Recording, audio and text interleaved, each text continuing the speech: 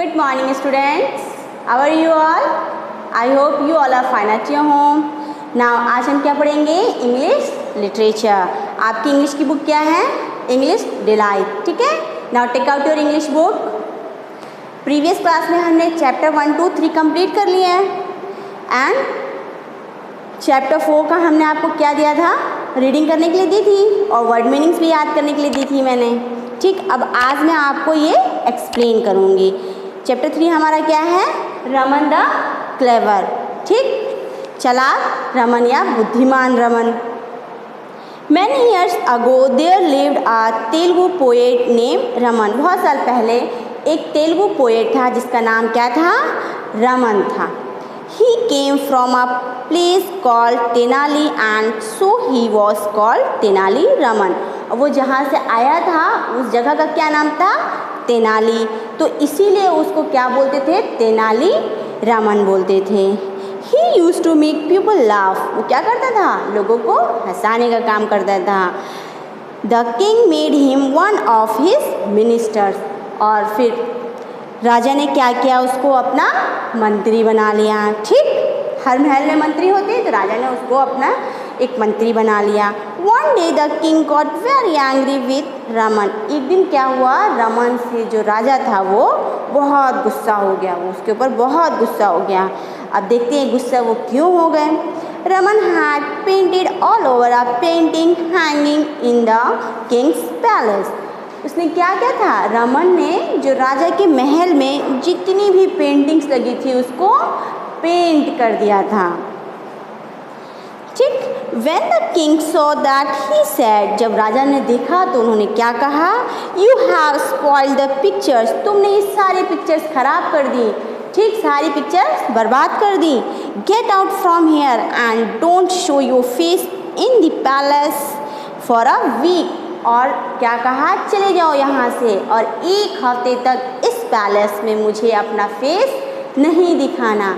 कोई भी गुस्सा करेगा. अगर आप किसी चीज़ का सामान ख़राब कर देंगे तो वो गुस्सा करेंगे. अगर मैं आपको कोई चीज़ ख़राब कर दूँ या आपको कोई टॉय कोई तोड़ देगा तो आपको गुस्सा आती है. उसी तरह राजा को भी गुस्सा आ गई रमन के ऊपर. क्यों? क्योंकि उसने जितनी भी पेंटिंग्स लगी थी सबको पेंट कर दिया था. अब हम लोग देखते हैं आगे क्या होता है. ठीक. Raman was unhappy but obeyed the king's order and went away.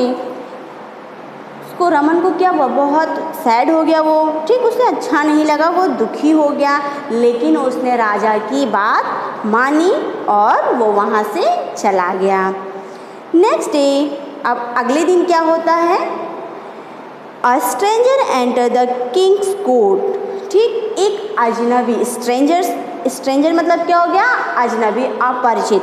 वो राजा के कोर्ट मतलब दरबार में आता है. He had was covered with a mud pot which had 2 holes for eyes. तो वो क्या पहने हुआ होता है? उसके सर पे एक मिट्टी का मटका होता है जिसमें 2 होल्स बने होते हैं. किसके लिए? आइस के लिए. क्योंकि अगर वो मटके में होल्स नहीं बनेंगे तो दिखाई कैसे देगा. ठीक. The king was surprised at seeing this man. मतलब राजा उस स्ट्रेंजर को, उस आदमी को देख करके सरप्राइज हो गया, चौंक गया कि ये कौन है. Now turn the page number 20. ठीक. He asked. तो राजा ने पूछा हु आर यू? तुम कौन हो? Why have you come like this? मतलब तुम ऐसे क्यों आए हो? The man said. फिर रमन ने कहा. वो मैन कौन था? रमन था. तो उसने कहा आई एम तेनाली रमन. मतलब मैं तेनाली रमन हूँ. You told me not to show my face to you for a week. आपने मुझसे कहा था कि मैं आपको अपना फेस एक हफ्ते तक ना दिखाऊं. That is why I have covered my face with a mud pot. इसीलिए मैंने क्या किया? एक मिट्टी के मटके से अपने फेस को कवर कर लिया. ठीक. The king and everyone else present in the court burst out laughing. तो जितने भी लोग मौजूद थे उस कोर्ट में, उस दरबार में जितने भी लोग थे और राजा भी ज़ोर ज़ोर से हंसने लगे. क्यों हंसने लगे? वो तेनाली की बात सुन करके. तेनाली ने क्या कहा कि आपने मुझे मना किया था कि मैं आपको अपना फेस नहीं दिखाऊं, इसीलिए मैंने क्या किया? मिट्टी का मटका पहन लिया. ठीक। और इसीलिए ये बात सुनते ही सब लोग ज़ोर ज़ोर से हंसने लगे। The king told him to sit at his place. तो राजा ने क्या कहा, ठीक है अब तुम अपनी जगह पे बैठ जाओ। Raman took off the pot and set down. और रमन ने क्या किया, उस मटके को अपने फेस से निकाला और अपनी जगह पे बैठ गया। The king continue to laugh. और राजा फिर से हंसने लगा। ये हंसने वाली तो बात थी ही कि अगर आपको कोई मना कर दे तो उसने क्या किया, उसने दूसरा उपाय ढूंढा कि मैं राजा की बात तो नहीं मना कर सकता हूँ, लेकिन मैं किसी और तरीके से महल में जाऊँगा। तो उसने अपना फेस ढकने के लिए क्या किया था, मिट्टी का मटका पहन लिया था। Raman had again proved why he was called Raman the clever. उसने दोबारा साबित कर दिया था कि वो रमन द क्लेवर क्यों कहलाता है। उसने अपने चतुराई का परिचय दिया। ठीक, अब ये चैप्टर आपका कंप्लीट हो गया है।